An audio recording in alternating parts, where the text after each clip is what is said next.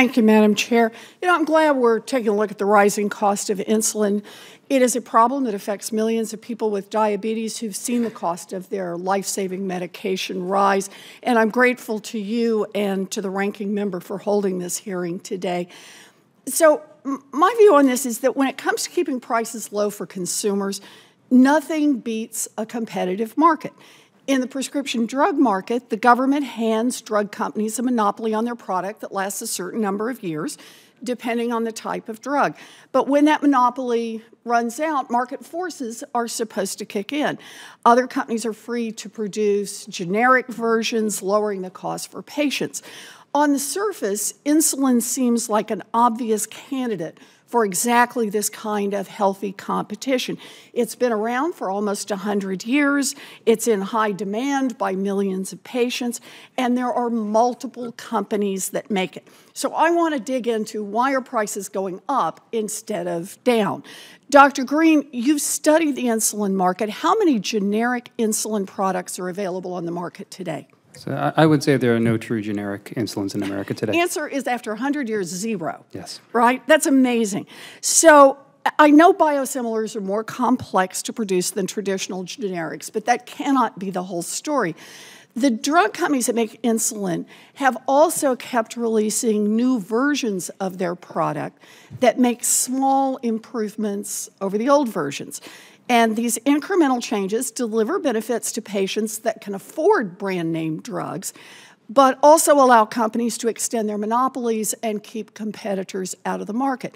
So just let me ask you, Dr. Green, are patients being well served by an insulin market with a product that is only marginally more effective than a few decades ago, but at a significantly higher and higher price? Yeah. So thank you for that question, Senator. I would say that for many patients who benefit from insulin analogs, they can point to the specific benefits they have received in their own management, their ability to titrate on a finer or closer basis their insulins. And yet for the patient who cannot afford their insulin, these advances provide no benefit. Yeah. So look, I'm all for more innovative products that help people. I think that's great. But we can't mistake this market for a competitive market. What the drug companies are doing has effects that are similar to a practice called evergreening, strategies to help keep a monopoly nice and fresh year after year, long after it otherwise would have expired. And it's not the only thing that's driving down competition. Today, 3 of the largest insulin producers in the country are under investigation for price fixing, raising their prices by similar amounts at the same point in time. It's not just anti-competitive, it is against the law. Now, Mr. Grant, the U.S. market for insulin is so broken that you actually turn to a pharmacy in Canada to get insulin for your son. Is that right, sir? That's correct. I appreciate your sharing this with the committee and coming here to testify about this.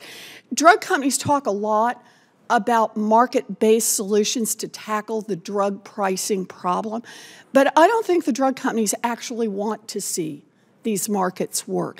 I see an industry that's doing everything it can to throw sand in the gears of the insulin market so they can keep their monopolies and keep raking in the cash on the backs of patients. Drug companies don't like proposals like requiring them to negotiate prices with the federal government or importing drugs from Canada. But I think it's time we look into policy solutions that would actually make a difference for patients, whether the drug companies like it or not. Thank you. Thank you, Madam Chair. Thank you.